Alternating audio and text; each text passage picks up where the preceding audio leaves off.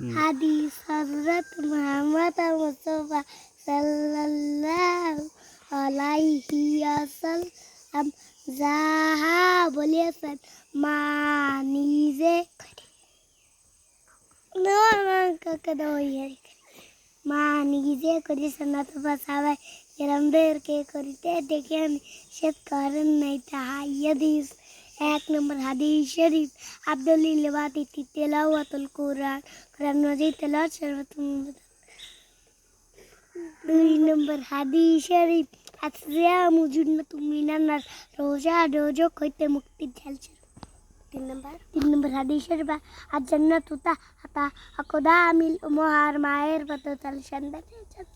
4 নম্বর হাদিস শরীফ আদিনুন নাসি আদিনুন আর হাদিসগুলো কই কালিমা তাইয়্যিবা লা ইলাহা ইল্লাল্লাহু মুহাম্মাদুর রাসূলুল্লাহ।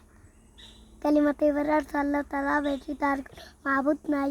হযরত মুহাম্মদ মুস্তাফা সাল্লাল্লাহু আলাইহি ওয়াসাল্লাম যাহা আল্লাহ তাআলার রাসূল and the